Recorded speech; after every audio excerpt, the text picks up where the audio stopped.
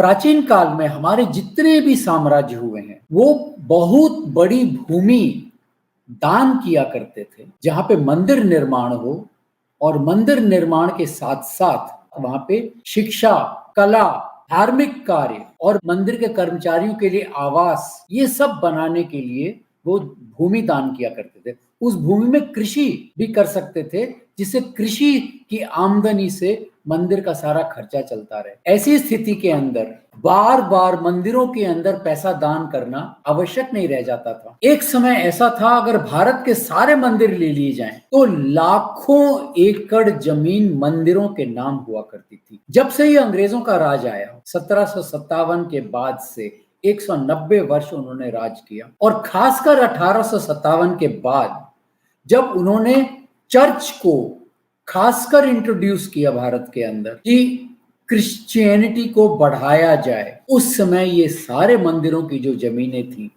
और उसके साथ साथ सरकारी जो जमीनें थी उनके ऊपर कब्जा करना इनका धर्म बन गया। ऐसे में आपको कुछ एग्जाम्पल बता सकता हूं जहां पे इस तरह का काम हुआ, और अनफॉर्चुनेट सिचुएशन ये है कि इन सब के अंदर राजनेताओं का हाथ था। राजनीतिक पार्टियां जो सत्ता में थी उन सब का इनके अंदर हाथ था, जिससे कि उसका कुछ फायदा राजनेता भी ले लें। सबसे पहले मैं आपको बताता हूं, एक मंदिर है तूतीकोरिन में, रामेश्वरम मंदिर, 2500 एकड़ जमीन थी उसके पास। आज के समय में अगर हम जाएं वहां पे तो कुल 71 एकड़ जमीन उनके पास अब रह गई है। 2500 एकड़ से 71 एकड़ जमीन उनकी रह गई है। सारी की सारी जमीन चर्च और पादरियों ने कब्जा कर ली। चर्च बन गए, उनके स्कूल वूल जो बनने थे वो बन गए, और धर्मांतरण के लिए उस सारी प्रॉपर्टी को यूज करना शुरू कर दिया। चेन्नई के पास एक पहाड़ी है, 1500 साल पुराना एक शिव मंदिर है। पहाड़ी के ऊपर ले जाके उन्होंने क्रॉस लगा दिया। क्रॉस लगा के धीरे धीरे मंदिर के ऊपर कब्जा कर लिया। मंदिर तक जाने के लिए जो सीढ़ियां थी, सीढ़ियां बंद कर दी गई। धीरे धीरे धीरे धीरे उन्होंने सारी पहाड़ी पे कब्जा कर लिया। जब वहां का डिस्ट्रिक्ट कलेक्टर वहां पे वृक्षारोपण करने के लिए उसने उस पहाड़ी को चुना, और वहां पे जाकर उसने देखा कि सारी की सारी पहाड़ी जो है वो कब्जाई गई है। केरल की जो कम्युनिस्ट सरकार है उसकी मदद से सबरीमला के जंगलों का एक हिस्सा पंचाली मेडु, इसका नाम पंचाली मेडु इसलिए पड़ा कि हमारे पुराने इतिहास के अनुसार पांडवों ने वनवास था तब यहाँ पे भी उन्होंने निवास किया था, इसलिए इसका नाम पड़ा पंचाली मेडु।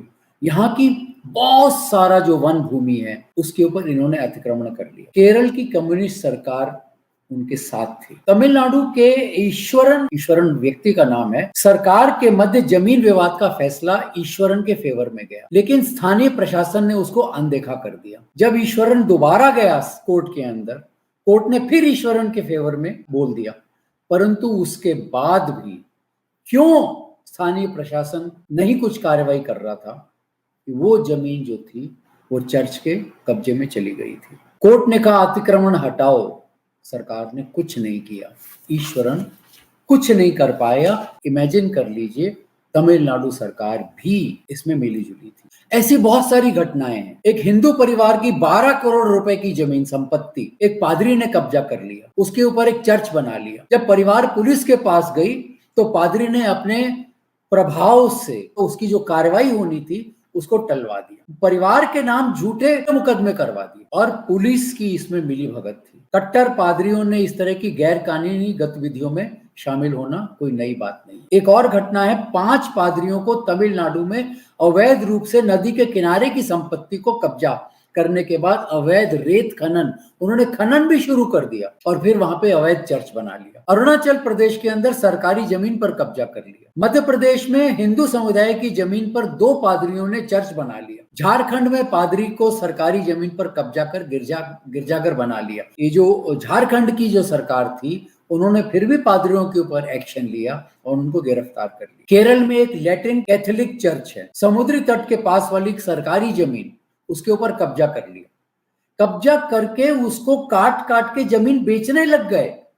वहां पे निर्माण कार्य आरंभ हो गया। बाद में जाके सरकार को पता चला तो सरकार ने फॉर्चुनेटली हस्तक्षेप किया और इस काम को रोक दिया गया। मेरे बहुत सारे क्रिश्चियन फ्रेंड्स हैं, मैं किसी एक व्यक्ति के अगेंस्ट में बात नहीं करता हूं, लेकिन ये जो एक्सपेंशनिज्म है चर्च का और पादरियों का और क्रिश्चियनिटी का, और उसके साथ साथ जो धर्मांतरण हो रहा है, ये हमारे देश के लिए, हमारे समाज के लिए, हमारे राष्ट्र के लिए, हमारे राष्ट्र के गौरव के लिए, हमारे राष्ट्र के इतिहास के लिए, हमारे राष्ट्र की संस्कृति के लिए बहुत घातक है।